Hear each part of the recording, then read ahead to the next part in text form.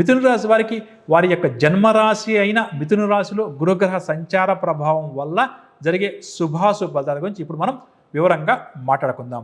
ప్రధానంగా వృత్తిరీత్యా విదేశాలకు వెళ్ళే అవకాశాలు వీరికి అధికంగా ఉన్నాయి.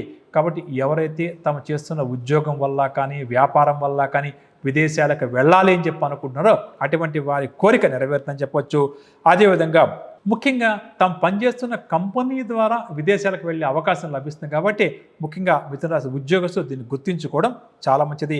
కాకపోతే సొంతంగా వెళ్ళే ప్రయత్నాలు చేస్తే, అంటే అక్కడికి వెళ్ళి ఉద్యోగం వెతుక్కుందామని చెప్పి కొన్ని సందర్భాల్లో ప్రయత్నం చేస్తుంటారే, అటువంటి వారికి మాత్రం ఇబ్బంది తప్పదు. కాబట్టి ఉన్న ఉద్యోగం ద్వారా వెళ్ళే ప్రయత్నం చేయడమే చాలా మంచిది. అదేవిధంగా ఉద్యోగం మారదాం అని ఎవరైతే ఈ రాశి వారు బాగా ప్రయత్నం చేస్తారో అటువంటి వారికి స్ట్రెస్ బాగా ఎక్కువగా ఉంటుంది. అనుకున్న ఉద్యోగం, కోరుకున్న మార్పు, అదేవిధంగా కోరుకున్న జీతం రాలేదన్న బాధ ఎక్కువ అవుతుంది. కాబట్టి సాధ్యమైనంత వరకు కూడా ఉద్యోగ మార్పు కోసం ప్రయత్నాలు చేయకపోవడమే మంచిది అని చెప్పవచ్చు.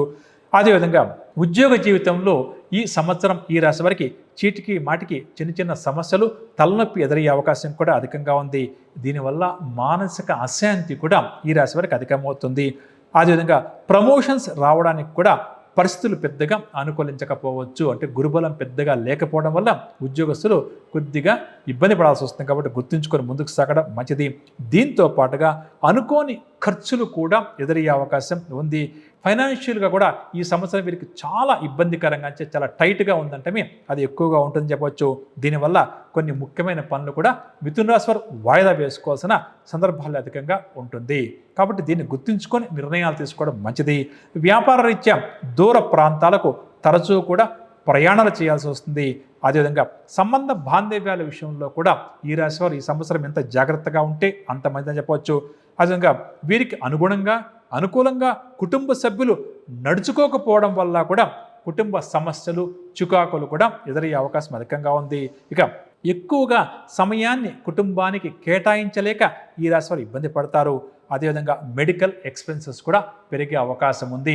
అంటే వీరి ఆరోగ్యమే కాకుండా కుటుంబ సభ్యుల యొక్క ఆరోగ్యం కూడా బాలేకపోవడం వల్ల హాస్పిటల్ చుట్టూ తిరగాల్సి రావడం, దాంతోపాటుగా మెడికల్ ఎక్స్పెండిచర్ కూడా పెరిగే అవకాశం ఉందని చెప్పొచ్చు.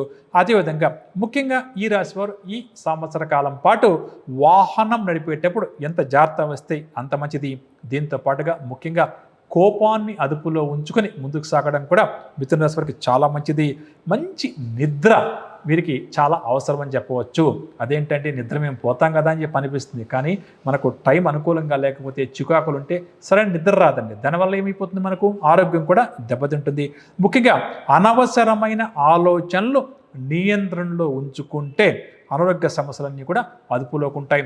ఎప్పుడైతే అనవసరపు ఆలోచనలు, అశాంతి, కోపం పెరిగిపోతుందో అప్పుడు అన్ని సమస్యలు కూడా వీరిని చుట్టుముట్టే అవకాశం ఉందని చెప్పవచ్చు. కాబట్టి ముఖ్యంగా మిథున రాశి వారు ఈ సంవత్సరం కాస్త ఆచితూచి వ్యవహరిస్తూ ముందుకు సాగడం మంచిదని చెప్పవచ్చు. పరిహార విషయానికి వస్తే గురు గాయత్రి మంత్రాన్ని ప్రతి నిత్యం కూడా కనీసం 108 సార్లు పఠించే ప్రయత్నం చేయడం మంచిది. దాంతోపాటుగా ప్రతి గురువారం కూడా దగ్గరలో లేకుండా గురువుల యొక్క ఆలయం ఉంటే, అంటే బాబావారి ఆలయం కానీ, రాఘవేంద్ర స్వామి ఆలయం కానీ, శ్రీ గురు దత్తాత్రేయ స్వామి యొక్క ఆలయం కానీ ఉంటే గురువారం పూట వెళ్ళడం, అక్కడ కాసేపు ప్రశాంతంగా ఆ గుడిలో కూర్చొని భగవంతుడి యొక్క నామస్మరణ చేస్తూ ముందుకు సాగడం కూడా వీరికి అద్భుతమైన పరిహారంగా చెప్పవచ్చు.